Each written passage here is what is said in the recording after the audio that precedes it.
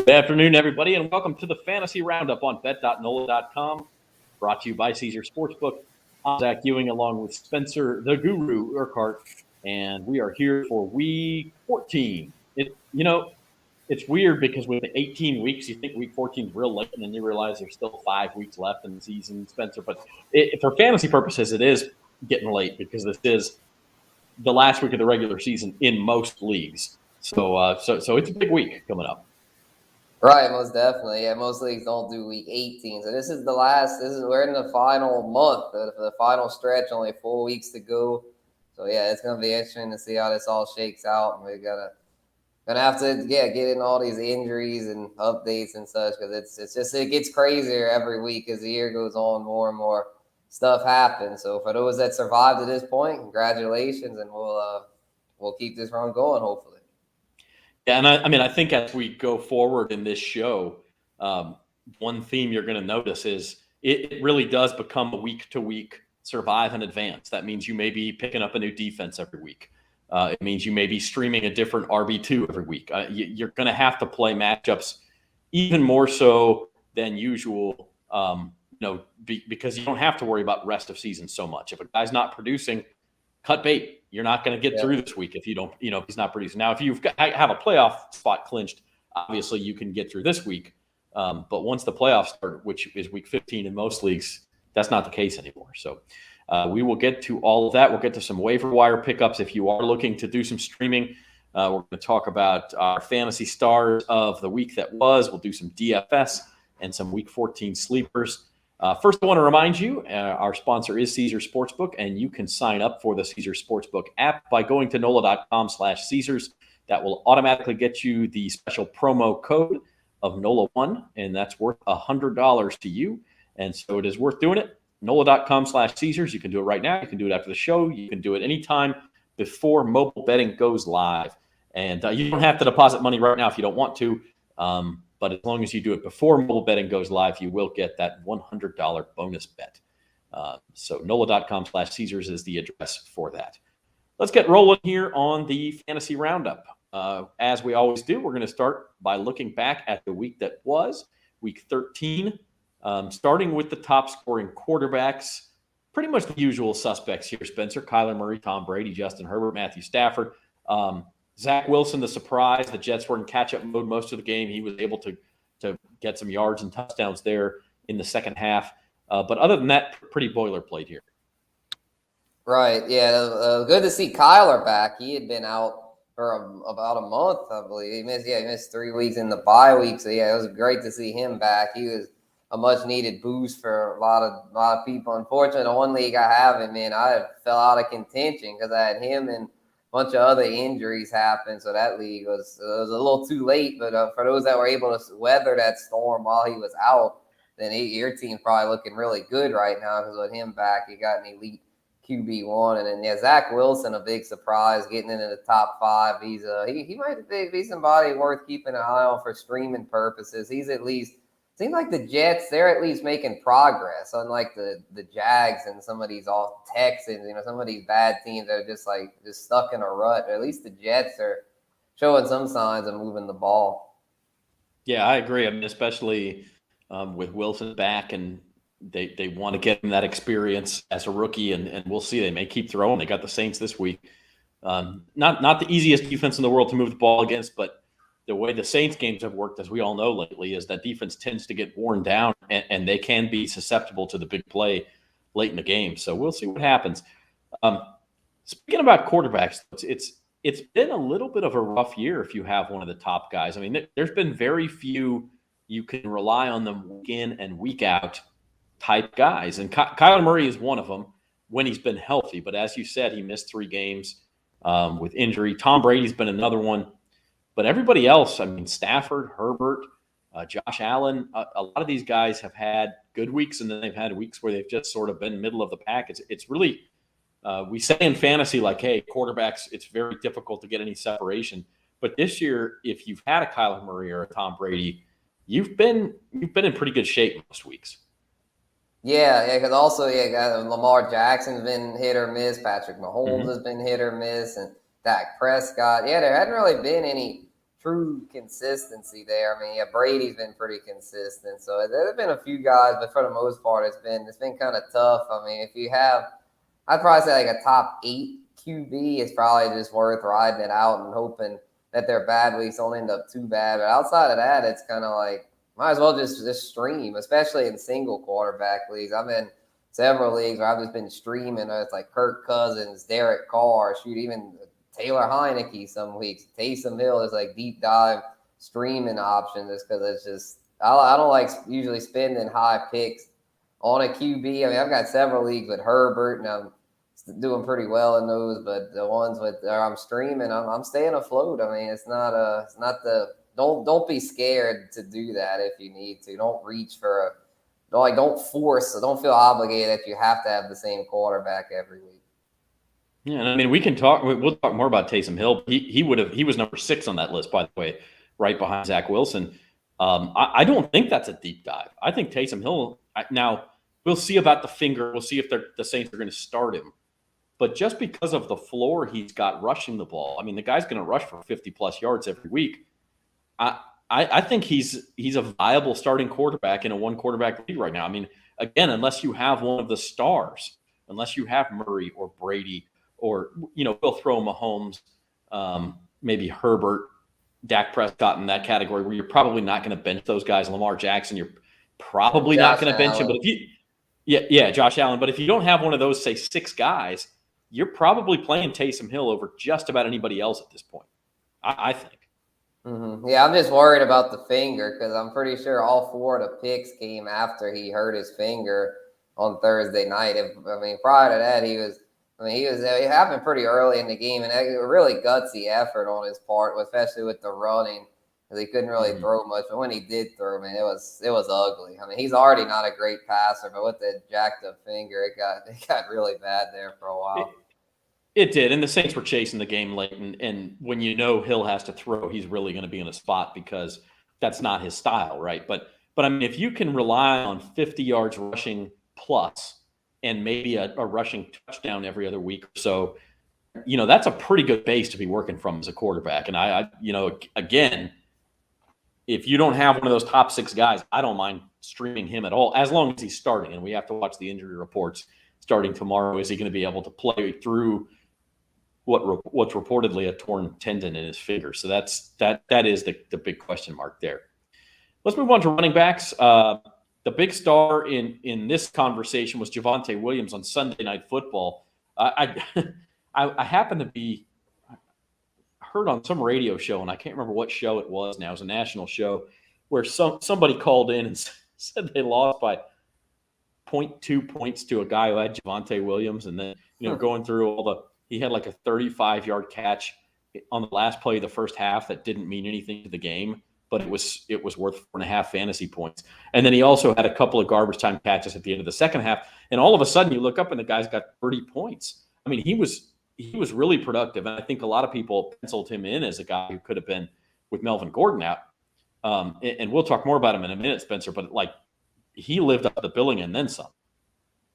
Right. Yeah, he really did. He showed that he could handle a workhorse role. And his rookie season is kind of reminded me of Jonathan Taylor's rookie year last year. It started off kind of slow, didn't do a whole lot, showed flashes, but never really was trusted with the full workload. But in the second half, he's looking like he's getting more go. And with Melvin Gordon banged up and Broncos falling out of contention, him being a veteran, they probably won't.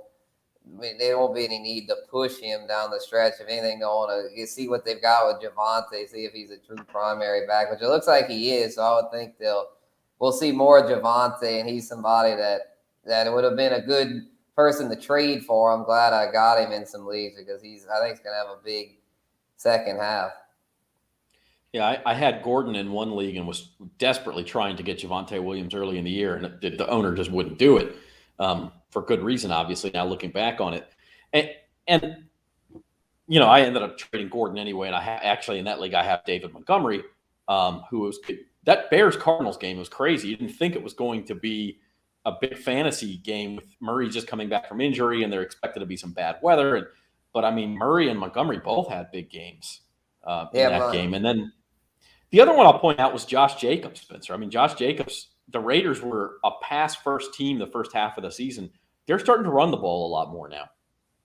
Yeah, and Monty, a true workhorse there. Then Jacobs caught some passes this week. He's and with Kenyon Drake out here, that really boosts his stock. He'll probably be their true every down back. So yeah, even though the team's not too good, the offense kind of goes through him. So yeah, and then the Fournette, another top 5 performance by Leonard Fournette. He's really solidifying himself as an RB1. Then for Week 13's top scoring wide receivers, we'll go to that list. And it's been kind of hard to find consistent receivers. The guy who's number 5 on that list, Cooper Kupp, has been the consistent receiver. Devontae Adams was on bye. But you see some guys here who have popped off for some big weeks, and then for some not so big weeks. Justin Jefferson, a huge week. Deontay Johnson's had some big weeks just because he gets so much volume. Speaking of volume, Chris Godwin, 30.2 points without a touchdown. He had 15 catches for 152 yards. And then T. Higgins of the Bengals, that's second straight week for him with a big week, where Jamar Chase getting a lot of attention from opposing secondaries, and T. Higgins has taken advantage. Right. Yeah, this has been tough for Chase owners down the stretch. Myself included.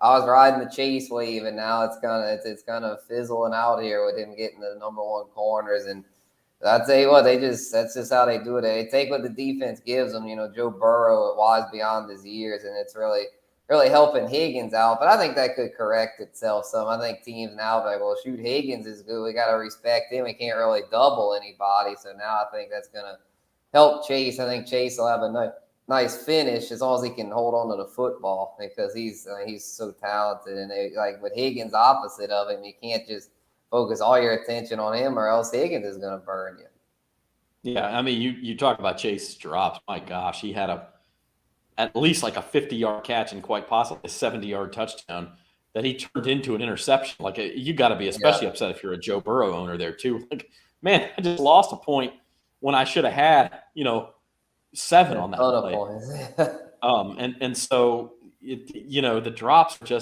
it's just one of those things. I think he had it a little bit at LSU too. I mean, it sounds counterintuitive to say it. He is a great receiver in every sense except for drops, where he gets himself open. He's got elite speed. He understands he's an elite route runner, and he's going to make big plays. But every now and then he'll do everything right and then drop the football. And so it's just something you kind of have to deal with him.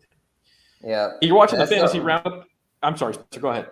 Oh, I was saying that's something that the Deontay Johnson, who was on this list, is dealing with. Last year, he dealt with a lot of drops, but this year he looks like he hadn't had that problem. He's really emerged. He's a guy that I would love to have here for down the stretch. He's a WR1 moving forward, I'd say.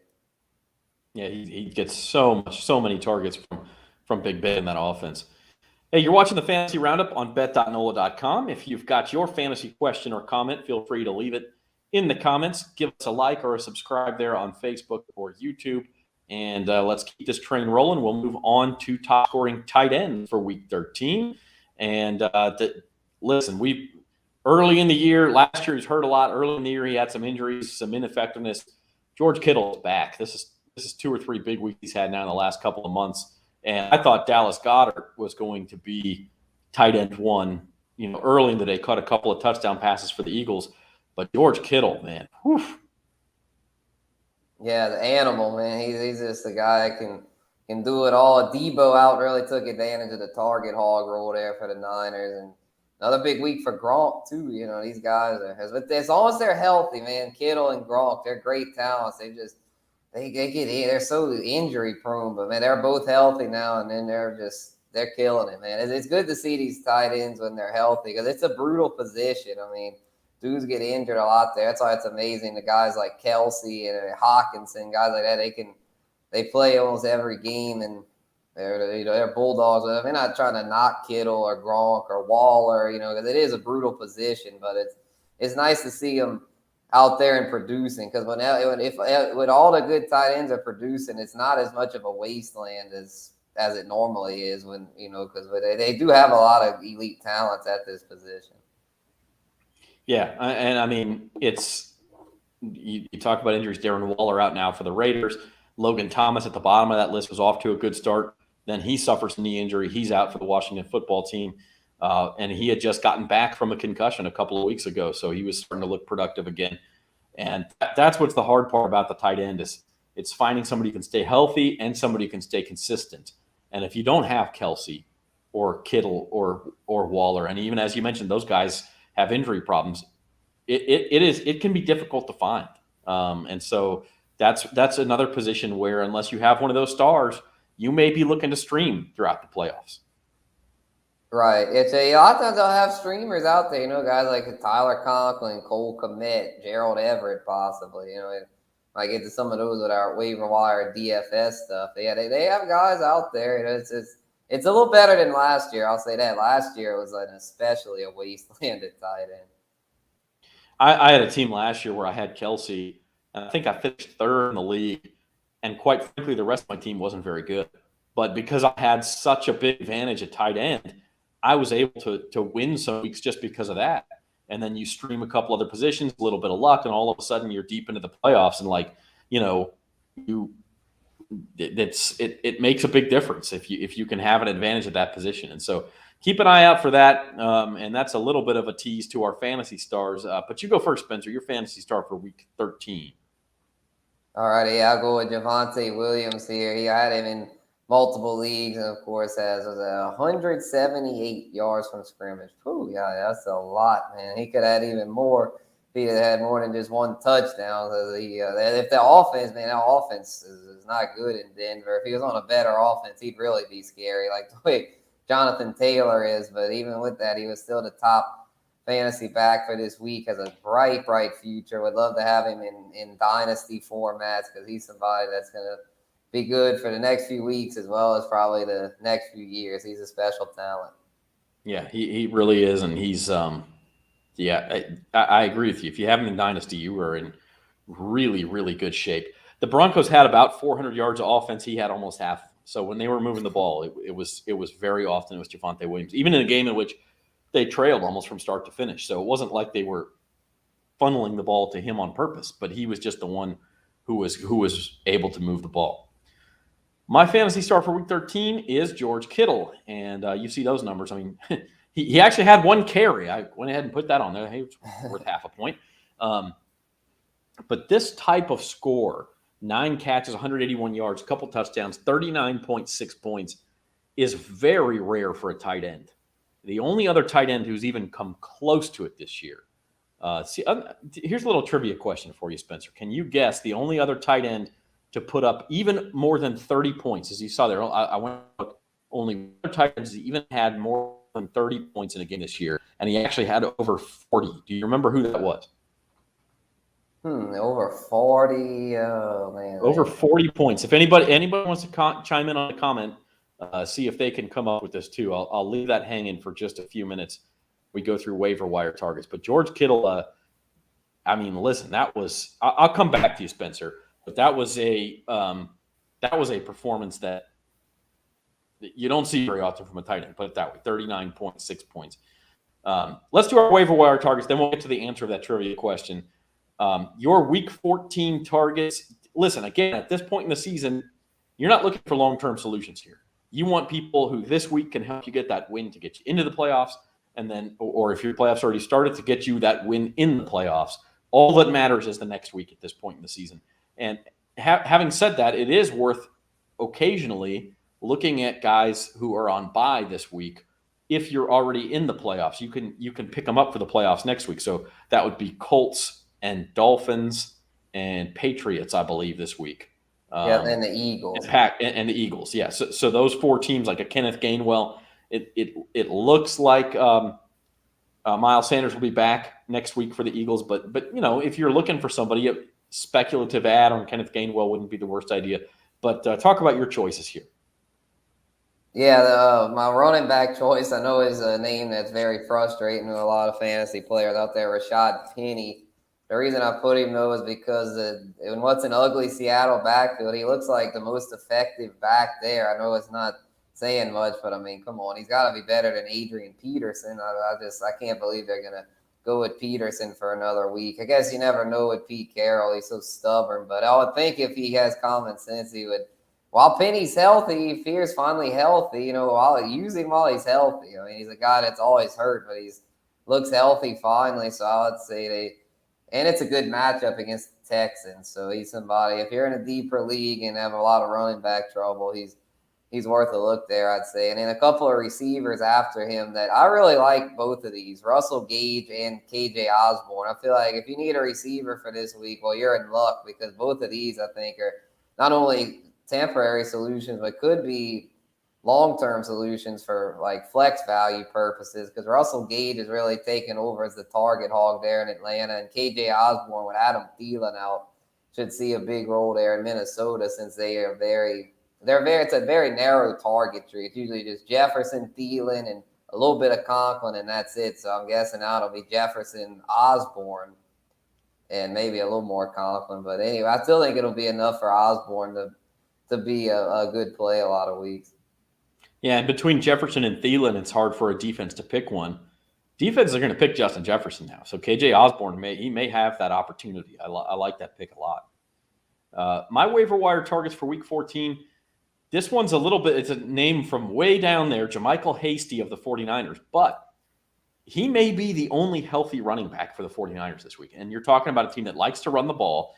Cincinnati could be a bad weather game, a team that is susceptible to giving up rushing yards. JaMychal Hasty, Jeff Wilson's out, Elijah Mitchell's in concussion protocol, Trey Sermon's on IR. Look, somebody's going to get the carries there. Somebody's going to get those screen passes from Jimmy G. And JaMychal Hasty, again, this may be more of a streaming solution. It's possible it's a 2-week solution, but I do like him a lot. We talk about streaming tight ends. Logan Thomas out. Ricky Seals-Jones has also been hurt, but most reports make it look like he will be back this week. Check out those injury reports. But, he was pretty effective when he was in there the first time Logan Thomas was out. And then another streaming, look, defenses are the place to stream. If your league plays defenses, the Packers, they've got the Bears this week. Then they've got I'm gonna have to look up their schedule now. I had it in front of me, but their schedule is very, very effective for defenses. They play the Ravens next week, and the Ravens have not been very good offensively the last few weeks. So I don't mind that matchup either. And then on Christmas Day, they play the Browns, who have not been very effective. And so then championship week, January 2nd, they play the Vikings. Maybe you want to go ahead and stream somebody else. But these next 3 matchups are pretty tasty for the Packers. Yeah, they've been a solid defense this year. I know everyone gives all the credit to Aaron Rodgers, which, I mean, he is still an elite QB, but their defense has actually been a little better than usual this year. Normally they're like a middle of the pack defense, but they've been pretty solid. They've been, I'd say, definitely an above average stop unit. So yeah, they get a good matchup like this week against the Bears and some of those ones they'll have down the stretch. I could see picking them up for sure. I mean, it's going to be a lot of bad weather games. They're at home against the Bears and Browns and Vikings, and then they're in Baltimore. So you're looking at, we saw what bad weather can do to offenses last night in that Monday night game. I mean, I like a lot about what the Packers bring to the table. I'm surprised they're available in more than 70% of leagues. So if you're looking for a defense or you're somebody who streams defenses, that might be the one to go after. The Saints are another option too, by the way. They play the Jets this week. They do have the Bucs next week. But then it gets easier again, I believe, Panthers and Dolphins. So, a chance to maybe, and then the Falcons. And so maybe a chance to get some fantasy points going there too. Yes, indeed. Yeah, they wouldn't start them against the Bucs. I can tell you that. No, I wouldn't start them against the Bucs. But if you could hold them on your bench for the 2 weeks after that, it could go back to being pretty productive. So, again, not everybody has the bench spot, but if you're in a position where you can hold somebody, look at those defensive matchups. That it's not a huge advantage, but in the playoffs, you're going to look for every advantage you can get. Try to get those extra points. All right, back to my trivia question, Spencer. The top scoring tight end game this year, the only one over 30 points until George Kittle did it on Sunday. I think it was Mark Andrews. Ding, ding, ding, ding. You got it. It's Mark Andrews on the Monday night game against the Colts, where this is just like the dream fantasy game. 11 catches, 147 yards. Great. Then he also found the end zone twice, and he caught 2 2-point conversions. It doesn't get any better than that. But Mark Andrews is the answer. He had 41.7 points that night That was on October the 12th, it looks like, October the 12th. So he was number 1, but George Kittle number 2 this week. So it's just a little bit of trivia there. Yeah, I was thinking maybe Gronk, but then I was like, I don't think Gronk ever had a week that big. And then I looked down I didn't cheat. I looked at the list of teams on my little pocket schedule. I was like, oh, yeah, Mark Andrews. No. I was like, Baltimore. Mark Andrews, he's had a couple of big weeks, actually. Gronk had a big week 1. I think he was pretty close to 30. But the only 2 have gotten to 30 were Mark Andrews, and then today it was George Kittle. All right, moving on to DFS here on the Fantasy Roundup as we get you set for Week 14. Again, you can leave us a question in the comments about your lineup, about DFS, about anything else, fantasy basketball. Happy to answer those. Spencer, I'm a little surprised here. A Panthers stack. Yeah, I felt like it might be worth it because of the new OC over there. They parted ways with Joe Brady, and it is kind of risky, I'll admit, because it could end up a flop. But I do think it's one of those, if you're trying to swing and get some values here, it's a great matchup against Atlanta. Cam Newton and DJ Moore. DJ Moore's actually been really consistent despite the quarterback turmoil over there. He's usually managed to produce no matter who the quarterback is. So, I mean, if you're not comfortable with Cam, if you'd rather a higher price quarterback, I get it. But like DJ Moore, I think could be really good this week. And Cam, though, with his rushing, I definitely think he'll bounce back. And Antonio Gibson with J.D. McKissick possibly out again, he's a good value. I feel like they're at 6,000. Kind of a tough matchup against the Cowboys, but he looks healthy. He's been getting a true workhorse amount of touches there for Washington. And then Foster Moreau, this is all dependent on Darren Waller's status. He didn't do much this week in place of Waller, but his price there is pretty low at 4,000. So if Waller would happen to be out injured, he could be a pretty good dart throw against the Chiefs this week. Yeah, I mean, I do like the idea of Foster Moreau, former LSU guy, by the way, but he really has not been that productive when Waller's been out. Outside, I think he did have a touchdown 1 week. But the Chiefs, I mean, listen, the tight end's one place you can attack them. That defense has ended up being pretty good for the Chiefs. But they don't give up a lot deep, but maybe that means Derek Carr's going to work underneath and Foster Moreau could have that week. So we'll see. My DFS values, I did not go with a traditional stack this week because I think Dak Prescott's priced up a little bit too high, but I love the Cowboys spot in Washington. I think Dallas wants to try to get their offense rolling again. It's the highest scoring fantasy offense in the NFL this year. And quite frankly, like, the wide receiver picture specifically for Sunday's main DFS slate is pretty bleak because Devontae Adams is out there, but he's priced way up. I'm sorry, he's Sunday night anyway, so he's not in the main slate, and he's priced way up. But you look at, like, okay, so you take him out of there, you take Justin Jefferson out of there because they're Thursday night, you take Cooper Kupp out of there because the Rams play Monday night, along with DeAndre Hopkins and Robert Woods. And any of those Rams guys. I mean, the main slate, all of a sudden, you don't have a ton of good wide receiver options. But I'm going to take a stab at Amari Cooper this week. We saw him. He had limited snaps last week against the Saints, but he looked pretty good when he was in there. And with another, kind of that mini bye from the Thursday night game to Sunday, he had COVID, and he apparently had it pretty bad. But if he's back to full health, I think he's a spot. And then Tony Pollard, like anybody who watched that Cowboys-Saints game, look, Tony Pollard's going to start taking more and more carries away from Zeke. Zeke is not right. He's not explosive. Tony Pollard is the guy you want in Dallas. And then the rest of my picks here, Taysom Hill, we talk again, he's got to play. So keep an eye on the injury report. But if he plays, boy, couldn't you just see Sean Payton saying, we've got to beat the Jets. We are just going to run it right down their throat, just like the Patriots did to the Bills last night, except with more quarterback runs. We're just going to run it and run it and run it and run it. And Taysom Hill could have another 100-yard rushing day. And listen, what you go for in DraftKings is you try to get the fantasy points that are equal to 1/3 of their value. So Taysom Hill's 5,600, so you're looking for 19-plus fantasy points. If you can do that at every position, you're going to make money. 19-plus fantasy points, if you've got 100 yards rushing, is not that difficult for a quarterback to get to. And I think Taysom Hill could get there against the Jets. And then Travis Kelce, look, I know he doesn't strike you as a value pick. He's the highest priced tight end. But the Raiders get scorched by tight ends. Kelsey's, I believe, okay, so I looked this up. The last 8 games, last 7 games, this is the 8th one.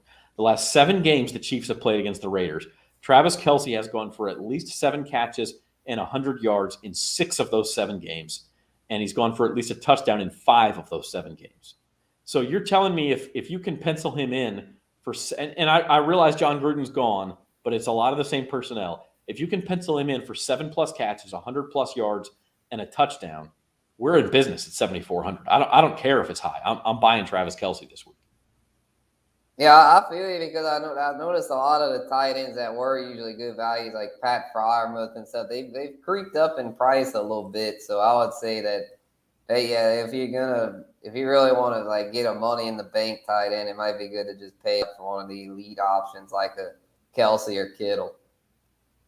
Yeah, it feels like a week to pay up for tight ends. It kind of feels like a week to pay up for receivers too, although again, a lot of the top receivers are not in that main slate if you're playing the Sunday afternoon slate. So it's it makes it a little bit more difficult. You don't have Devontae Adams. You don't have Cooper Kupp. You don't have Justin Jefferson. And it just, it kind of makes things difficult this week for those pass catchers. So I would pay up a tight end. Oh, show. All right, before we wrap up the show, let's talk Week 14 sleepers. And we went deep sleepers this week. Right. Yeah, a couple of guys on the graveyard teams, but could have some fantasy value. I like Amon-Ra St. Brown because of the fact that he seems to be the guy there finally. It took him a little while to get acclimated, rookie receiver, but he's taken over there. He got a lot of targets. I think he caught 10 passes this week. Lions finally got a win. Might be getting a little something positive going over there, and they get Denver this week, another struggling team. Denver normally good on defense, but I think Amon-Ra's worth a dart throw considering he's a primary target over there, and he's just he's trending up. You got to go with guys at this point. You got to try to look at the trends, try and find people that are trending up, and I feel like he fits that bill. Yeah, I think he is. I don't love the matchup this week with Denver, but if he's going to be a target hog up there in Detroit, hey, we'll take target hogs. My pick, Laviska Shenault for Jacksonville, he's been struggling. The whole passing offense has been struggling. Look, we call them sleepers for a reason. My initial thought here was Russell Wilson because I think Russell Wilson's going to have a huge finish to the season. I haven't talked about that yet. I think if you've got Wilson and you stashed him on your bench or you've been streaming, I'd start him because I think he finally looked right against the 49ers. He's going into a possible year where he wants to be traded or could possibly be in line for a bigger payday and extension down the road. He wants to show that he's healthy. The Seahawks don't have anything going on in the running game. They're going to throw a ton. I like, but anyway, long story short, I put Russell Wilson down and thought, well, he doesn't count as a sleeper, right? I mean, he was a top 5 quarterback this year. You can't use him as a sleeper. And so I went looking around, and Laviska Shenault hasn't been great, but the Titans have a problem against number 1 receivers. Their defense is not great. They're 8-4. They're in good playoff position. But let's not kid ourselves. This is not a great defense in Tennessee. And at some point, Jacksonville, Trevor Lawrence is a talented kid. He's going to figure it out. And like you said, it's a dark throw, but I'm going to take my chances with Shenault. For sure. Yeah, it's just, right now I hate to just say stay away from all Jags, but that's kind of how I'm feeling at this point just because they haven't really shown any progress. But they do, against Tennessee, that's a little better matchup. They had the Rams this past week. It's just, I guess if anybody could do it there, it'd be him since he's a little younger. Like Marvin Jones it's probably hard for a veteran like that to stay into it. When your team's that bad. But, Laviska, he's hungry. He's got a lot to prove, so I wouldn't feel too good about anything about that team. But I guess if you're in a deeper league and need a dart throw, and he'd be the Jag I would pick if I had to pick one. And look, everything's relative. If you've got DJ Moore and Devontae Adams and Terry McLaurin on your team, you're not starting Laviska Shenault. Let's not kid ourselves. He's sitting on your bench. But if you've got guys on bye weeks and you need to fill in and you got injuries, I wouldn't be afraid to put him in a flex situation. And then the other thing is DFS. Again, a lot of the top receivers are either on bye or they're playing on Thursday night or Sunday night or Monday night this week. And if you need somebody in that main slate, I don't mind him. I think he's priced down under $5,000. I didn't put him there, but as a value. But I think, again, it's a sleeper because people are sleeping on him. Right. Yep. That about does it for the fantasy roundup this week. Spencer, I do want to ask you your strategies for playoff fantasy football. How much do they change versus the regular season? Because again, in the regular season, I'm going to give that guy one more chance, or I don't like the matchup this week, but I got to play him because I don't want to drop him yet. I don't have the room on my bench. Like, it becomes a little more urgent here, where you're not guaranteed another week, and so you've really got to play for this week. Right. Yeah, I don't tinker with it too much because honestly, I always remember a year where I benched Russell Wilson in a year where he was dominant because he was facing the Jags, who at the time had a great defense. I benched him in favor of Alex Smith, who had a good matchup, and it was actually having a pretty good year that year, but it ended up costing me the week. So it always reminds me, like, don't get too cute with it. If it's an obvious thing, like if your starters like having to play in a blizzard or something, then yeah, you might want to pull them out. But if it's not something like that, if it's a deal to where it's tough. I mean, you got to adjust a little bit, but don't go too far. Like if you have elite people, like if you have Tom Brady at home, like don't sit him. Like, and I mean, I don't care who he's facing. If he's in good weather, I'm playing an elite quarterback like that any day. Yeah, I mean, again, I'm not saying you don't reinvent the wheel. Certainly, if you've got a good starting lineup, you stick with it, unless, like you said, maybe it's a Monday night situation where you were. I don't even know a good example from that game because you're still probably starting Josh Allen and Stefon Diggs. Maybe you don't start Dawson Knox in that. I don't know, but like, you don't want to reinvent the wheel, but at the same time, don't be afraid to. Oh, hey, the what's a good example? The Rams have a good defense, right? So I need to start the Rams because hold on now. They're playing the Cardinals this week. I don't know that you want to do that. There's probably a better streaming option out there. And if you need to win this week to get into the playoffs, you probably don't start the Rams this week, right? Right. And it's all about the odds, I feel like. And then you got to be a little more picky about it. You got to just evaluate everything, look at the wire, look at your bench, and be like, well, who has the best odds to outscore so-and-so. If I feel like this, like if my bench player, if I look at his matchup and his trends, circumstances, what he's been doing lately, if he's trending up and I feel his odds of doing well this week are better than my every week flex, well then sorry, I know you're the guy that got me here, but if you're trending down and the other dude's trending up, I mean, I'm gonna make that switch. You can't be afraid to make some switches if the trends call for it. Just don't get too cute and bench a guy that's been really solid for you all year. And like you said earlier, Zach, it's all relative. So I mean, I'd have to see like everyone's roster to really say. But just on a general scale, that'd probably be my best advice. Like just follow the trends and just kind of go with your gut and look at what do you feel the odds are of someone outscoring another. And if you feel strongly about a bench player or the guy you have, well, go with that guy. Go with the one you feel strongly about at the end of the day. You don't want to be kicking yourself and saying, we're here to give y'all advice, and I always hope people listen. But at the end of the day, it's your team. So if you really feel strongly about something, then go for it. Like, it's not like we're here to help, but it's not don't always feel, if you feel strongly about something, then don't be afraid to do it.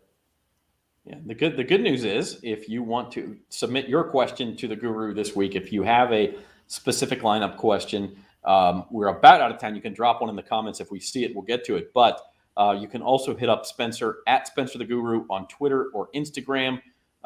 He's real good about following up on those questions and talking about them. I mean, it's getting down to it, Spencer. The trade season's over. Free agent pickup's only going to get you so far this time of year, outside of some streamers. It's time to get down to brass tacks. Exactly. Yeah, y'all can go hit me up on either of those platforms at Spencer the Guru, and we might be bringing the podcast back for the playoffs. Y'all stay tuned. All right. All right, little teaser there. I like it. Well, hey, for our producer Patrick McGee and for Spencer the Guru Urquhart, this is the Fantasy Roundup brought to you by Caesars Sportsbook here on bet.nola.com. I'm Zach Ewing. We'll see you Thursday at 4 o'clock for At the Book.